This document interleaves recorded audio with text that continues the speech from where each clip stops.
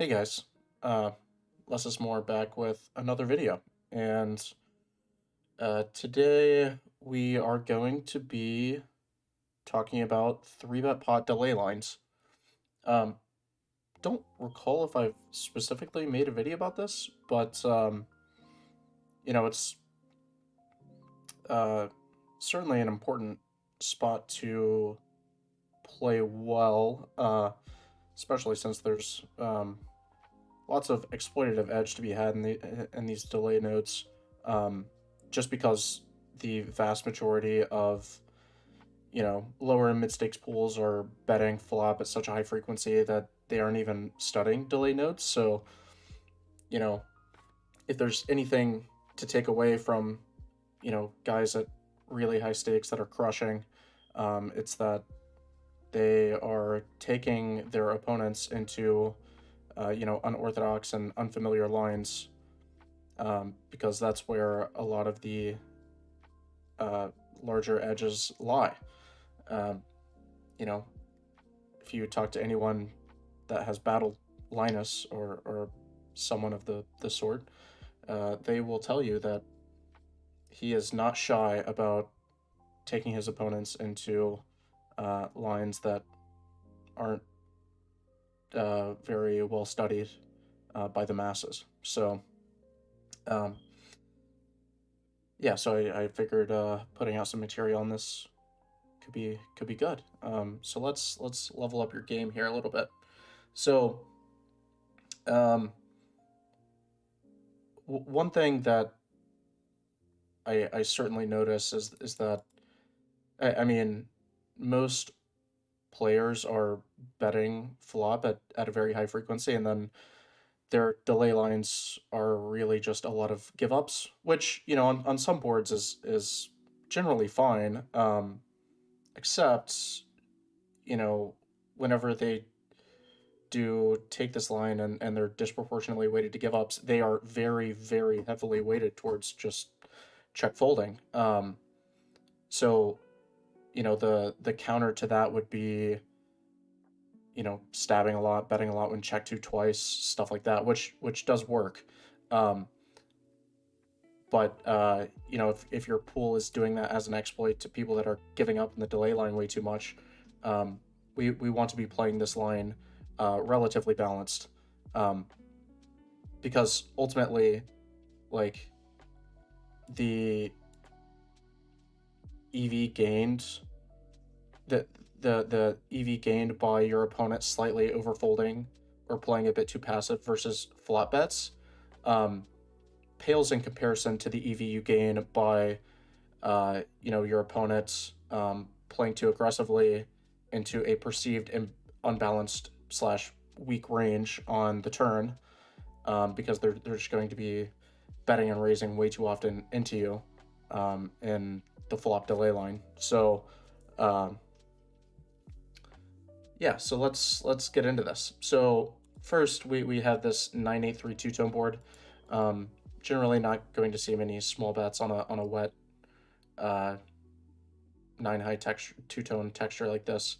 If it was like 9-7 deuce rainbow or something, you'd see a lot more betting. You might see some slightly smaller bets, but not a ton. But it would just be higher frequency betting. But on a wetter board like this, you're going to see more checks in general, just because many of the hands are just trying to give up here. If you have ace five of diamonds here, it's just a pure give up, check to check fold.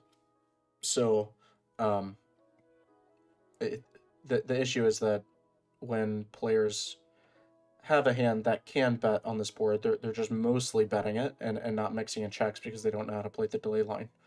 Um, so then when they get to the turn, they're just gonna have this, you know, ace six of hearts, ace four of diamonds, these sorts of trashy hands, much more often than they should. So on a flop like this, a lot of the checks are going to be, I mean, obviously these trashy hands, but also um, these high card hands, um, which can do a bit more ambitious stuff on the turn in the delay line. Um, So yeah, let's talk about that. So we'll just pull up the heat map here. So on the turn, these are the sorts of frequencies we're going to be seeing in the delay lines. So when the out of position player is a bit more polar on the flop, um, you know, and shorter SPR spots like out of position 3-bet pots, you're going to see the out of position player betting most of their overpairs and such. Like, you know, jacks and tens are betting the 75% size so they can jam turns quite often. Um, well, no, sorry. Um, Even on a turn this bricky, like jacks and tens, even queens, just queens no suit, just ripping it in. Um, and then on, you know, a lot of wetter turns, um, still going to see these hands ripping, but now your strategy is just like jam or check. Um, but that's sort of the purpose of these hands mostly betting in for this bigger size, just so they can like rip it in on the turn. Um, but what this means is after it goes check check, the out of position player is going to be much less dense in overpairs, um, and much more dense in ace high and give ups and trashier hands. And aside from that, it's going to be more middling hands. You know, king 8, 10 8 are great examples. Ace 8, some weaker 9x, um, some under pairs.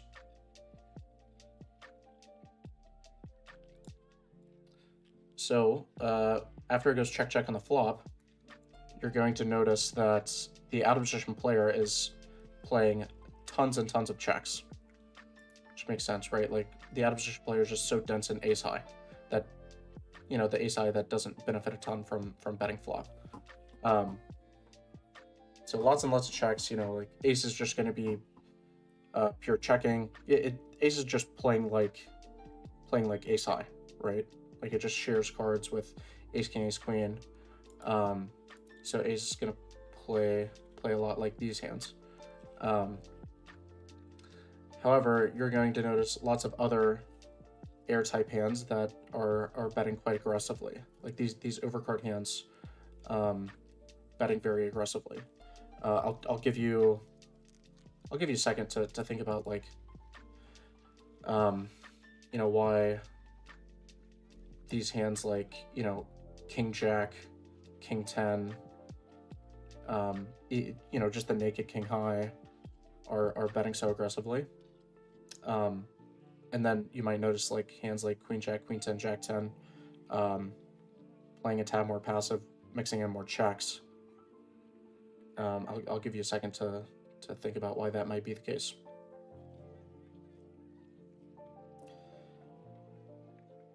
Okay, so after it goes check check, so the check back range for like imposition is supposed to stab quite small here. It's really just sort of a protection type bet, since out of position is betting so aggressively with overpairs. The imposition player is just sort of trying to like deny some equity, you know, sort of give the right price to these ace high type hands. Yeah, just generally get some protection. Um,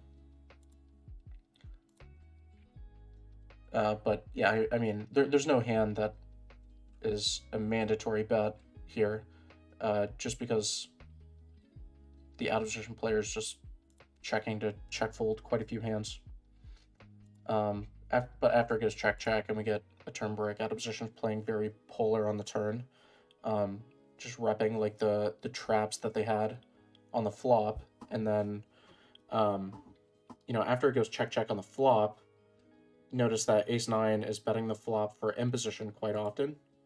So then after it goes check check, something like king 9 is an extremely strong hand, right? So only reason king 9 doesn't have as much equity here is just because the board's pretty wet, but the EV is still very high for this hand. um, you know, king 9 with an EV of like 300 and a pot of 240. Um, this hand, so that should tell you that this hand expects to get called down by worse hands at a decent clip.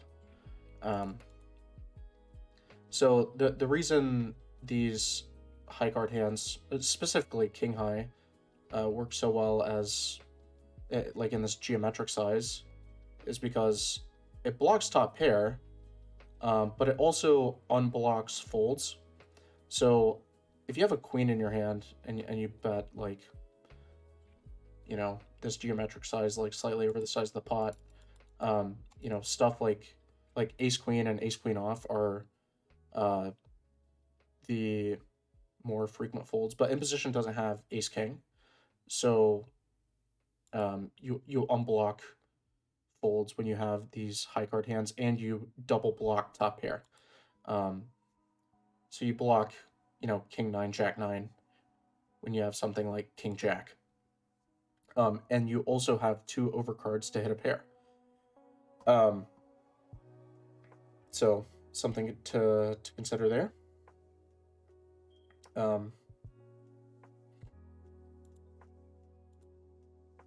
yeah, if you have like these ace low hands, these are just not great bets because you don't block any top pair. And if you hit an ace, you're still not getting called down by a worse hand a ton when you hit an ace.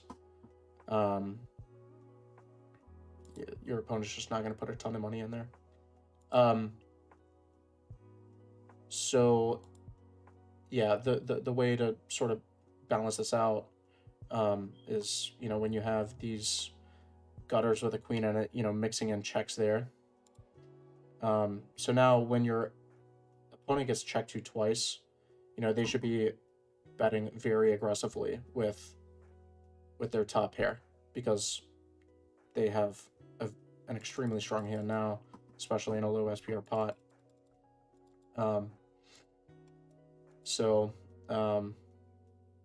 Yeah, they bet into you, and now you can just check raise these hands because they have the gutter in addition to overcards to hit a pair. So you can, you know, check raise something like jack 10, and then when you hit a jack, you can rip it in.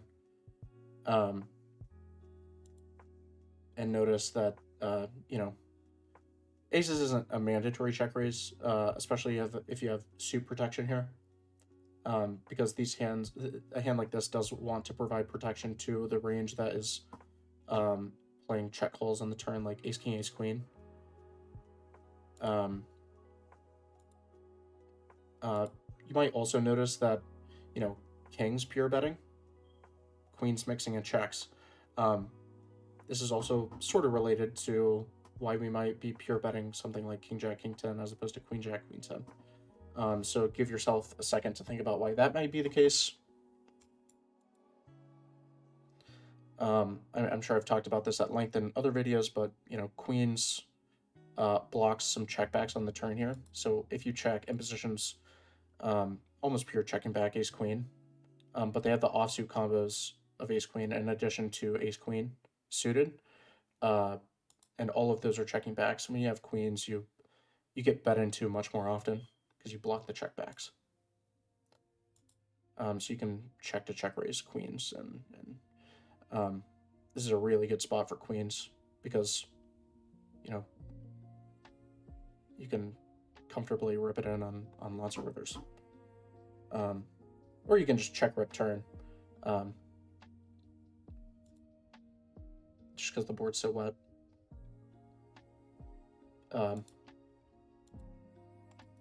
And, you know, imposition should be just pure calling off a 9 here.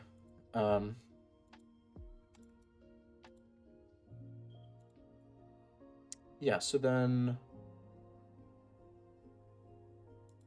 so we, you know, overbet turn, get a brick river. still just ripping it in with 9x here. Just because the imposition range should be weaker after checking back flop. Imposition's going to be almost pure betting 10s on the flop when checked too, so they shouldn't have, like, you shouldn't lose to many hands after ripping it in on the river with, king 9, for example. Yeah,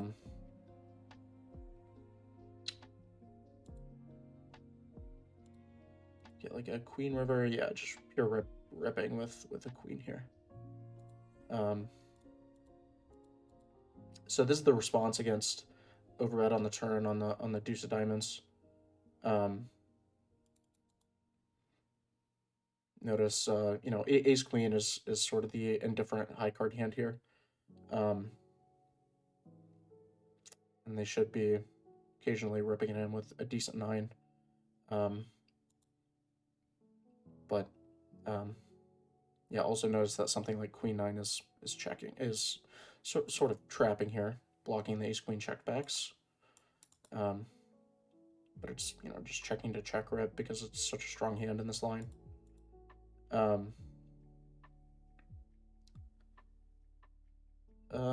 Yeah, and then let's look at some other turns. So, obviously on the queen, or on the king, this is an extremely good card for out of position. Something like a 10 is going to be decent as well. These are going to be sorts of cards where you see out of position betting more often, and not only the delay line, but also the flop bet line. And then the ace. Actually, let's take a look at the ace. Yeah, so the ace, obviously, like ace, king, ace, queen improve. These are extremely strong hands, so we're going to be using a geometric size here.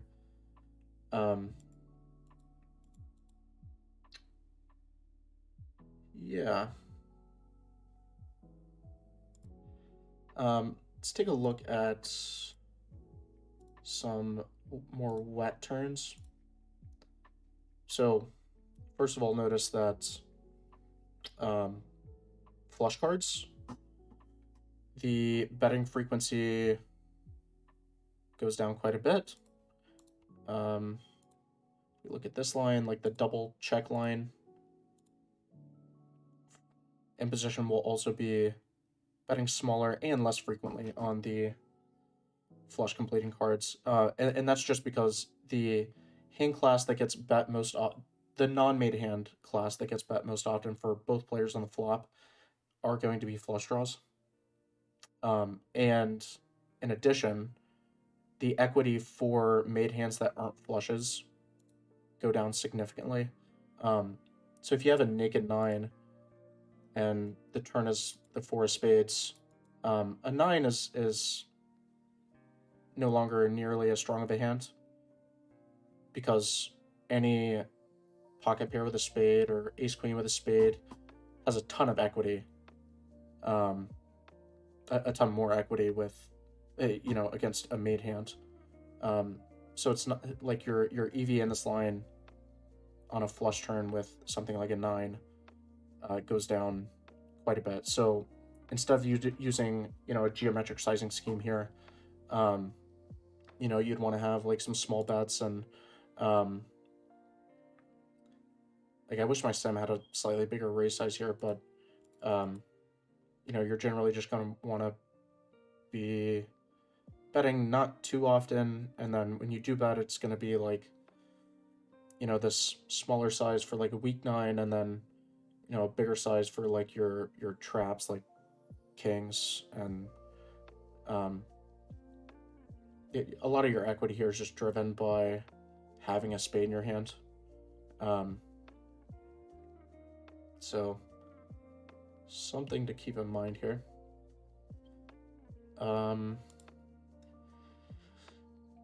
Yeah, and then say that the turns, like a 10 is a pretty wet card here. lots of straights and two pair come in. So sort of a similar concept. It's just not quite to the extreme as a flush card.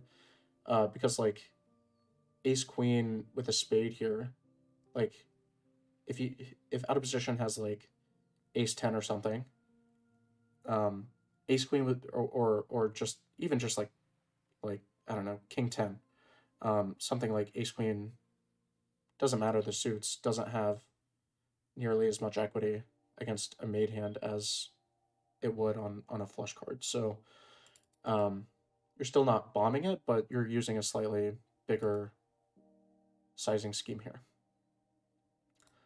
Um, yeah, but the general idea is that, you know, in delay lines we should be checking a ton of hands, and what a lot of people get wrong is um, you know, if the turn's like a low bricky type card, um, out of the like a lot of players are betting way too often on the flop with you know, like these high card hands with a gutter. Um, so then when imposition is checked to twice, you know, they can just bet pretty blindly uh, not, and get check raised like not even half as much as they should be, because out of position isn't. Um, I mean, I don't think players are check raising 9x as aggressively as they should, much less like, you know, just overcards in a gutter. And not to mention they're not trapping something like aces and queens nearly enough either. Um, so something to consider there. Yeah, let's take a look at a different board texture. Okay, so here is Queen 10-7 two-tone. So, you know, this is a pretty wet double Broadway two-tone board. Um, so generally on double Broadway boards, you're going to see the vast majority of players just, you know, range bet a board like this. So some players might split sizings here, but a lot of players are just sort of going to um, be a bit a bit lazy here and just, you know, range bet a third or something on double Broadway boards. Um, but you know, I think, you know, on a really wet texture like this, I think splitting is probably significantly better. Um, and then, you know, on a board this wet, out of position should certainly have some give ups, but the checking range is also going to be lots of made hands that don't, you know, uh, significantly favor putting much money in on early streets. So maybe take a second to consider how the delay line might look different on a double Broadway board as opposed to like a lower wet board. So I paused the video for a second, but um, just for completeness, I'm going to rerun this board quickly and just sort of prune the tree down a little bit, just so I can demonstrate this principle a bit better. So on this Queen 10-7 two-tone board, you know, this is going to be a board where out of position, um, you know, on a double Broadway board has quite a damning equity advantage, as opposed to on lower boards where the out of position player, uh, the equity splits are a bit more even, even though out of position still has, you know, sort of a nut advantage with the overpairs. Um, you know, the on higher boards, out of position's generally going to have more of an advantage. So, you know, out of position's going, even pretty much with every hand class, going to have a decent bit of bets. Like, you know, even, you know, these really shitty high-low hands are going to be betting sometimes, just because on a board this high, the imposition player is going to be slightly overfolding. Um, so, what does that mean for the delay line? Well, in the like, given that pretty much every class of hand is going to be betting more often, this should tell you that in the delay line, the out of position player um, is going to have a higher density of made hands. Um, so after it goes check check, basically just going to give you guys the answer here, but yeah, after it goes check check, the out of position player is going to be betting a lot more often. Um, and the reason for this is basically just that, on the flop, um, the out of position player is going, the checking range is going to be many more made hands. So stuff like Queen X and 10x, going to be much more present in this delay line here. So what you're going to see is a much higher betting frequency, and just for more medium sizes. Um, so don't freak out at the number of sizes I have here. This is really just to allow the solver to take whatever desired line with whatever hand class, just so I can demonstrate the overall frequencies that are happening. So the primary sizes getting used here are just B10, B quarter, and B50. Um, so what this should tell you is in the delay line, the out of position player, still retaining its equity advantage, is just going to start putting in more small and medium sized bets with middling parts of their range. Um, so here, if you have a good 10, um, you're feeling much better about your hand here. So if you have a hand like King 10, you could like bet quarter on the turn in the delay line, and then um, you know bet again on the river. Um, you know Bet a quarter again on the river with a 10 pretty comfortably. Um, After imposition checks back, because their stronger hands are going to be betting into you at a decent clip. Um, so yeah, that's sort of what's going on here. And take a look at this hotness map. So yeah, I mean, high cards definitely going to notice a lot of betting on these high cards, and also notice that on the 10, um, we're betting pretty much our entire range. So what this should tell you is that when we construct a checking range on Queen 10-7, we're going to be really dense in 10x. And when you see on a specific card that out of position is like range betting, that should tell you that out of position has a ton, uh, not only a ton of made hands, but disproportionately ahead of the in position range. So we talked a bit about like out of position's still able to bet a decent amount of trash on the flop, given that this board is so good for them. So the checking range is now going to be more condensed to middling made hands. Like 10x is a great example. So after it goes check check and we get a 10, um, we're just liberated to bet a ton, um, especially since we now turn an extremely strong hand in a 3-bet pot with a 10. So now not only do we have an equity advantage, but now we're just really dense and top of range hands. And so, if we do check, we're just not going to be bet into very often. Because on this turn, imposition isn't going to put a ton of money on with a queen since we're so dense in 10x. So we need to do a lot of the big betting ourselves. Yeah, sort of the idea. But, you know, even on a lower brick card, I mean, we've already talked about this, but yeah, after it goes check check, now we can start putting in some smaller bets with our more middling hands, and then we're going to have, you know, a sliver of bigger bets with the queen x that we with the weaker queen x that we trap the flop with, like king queen, queen jack, are sort of prime examples.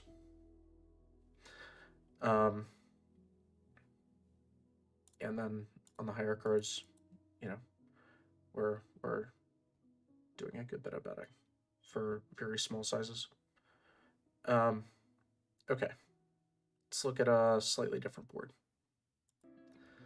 So here is 9-3 deuce as opposed to the 9-8 deuce, or the 9-8-3 we looked at earlier. So on 9-3 deuce, something that should stick out to you a little bit is that we're doing a little bit more betting. And the reason for this is just that it's a drier board, right? So this just means that in position, so since we have the nut advantage with overpairs, in position is going to flop much more air on 9-3 deuce as opposed to 9-8 deuce, right? So on 9-8 deuce, the equities are much more even because in position is going to flop significantly more pairs and draws on 9-8 deuce. So then the equity of middling hands for out of position go down significantly. But on 9-3 deuce, you know, pocket eights, pocket sevens, weak 9x are still quite strong hands. And not to mention that overpairs are the EV of overpairs are a good bit higher because the imposition player has less draws in range that can improve on later streets to outdraw our overpairs. So, you know, on a board like this, we're going to be doing more betting, more betting with our mate hands, just everything overall. 9x going to be betting significantly more often because now on 9-3 deuce, the imposition pocket pairs are going to be continuing much more often. Ace high is going to have to continue more often. So I'll pause the video real quick and give you guys a second to think about what's going to happen in the delay line here as opposed to 9-8 deuce.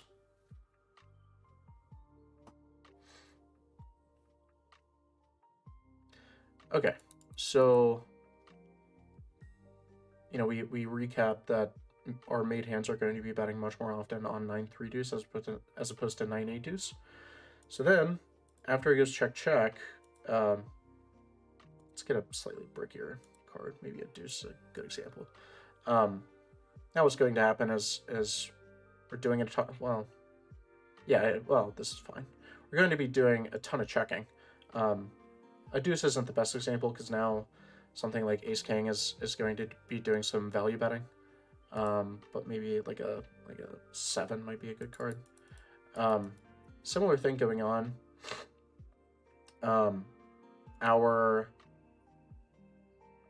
So now if we have like 8s and 7s, we have an extremely strong hand.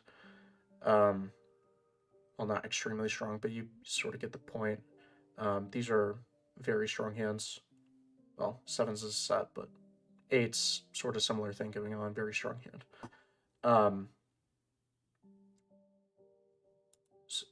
Yeah, and well, I'll just pull up the heat map here.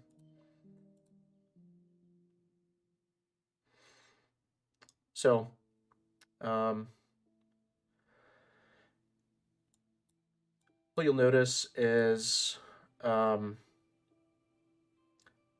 there's slightly more betting going on, but if you think about why that might be the case on such a low raggedy board, it starts to make a bit of sense because, like I was saying on the 7, we have pocket eights. We have a hand that's worth a good bit of money. And wants to like bet sort of on the bigger side and deny some equity from overcards and ace high.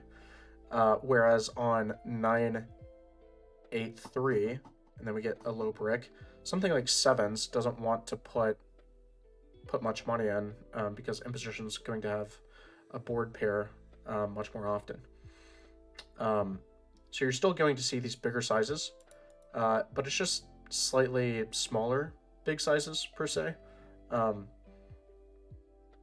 But we're still using the general structure of lots of checks, and when we do bet, it's on the bigger side.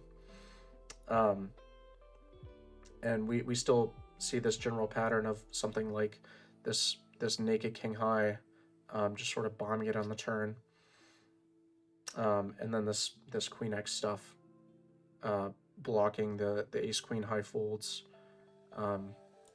you know, checking.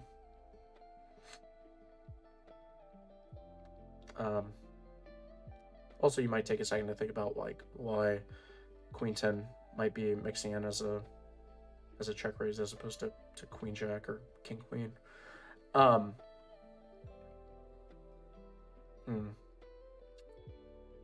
Okay. Let's see, and then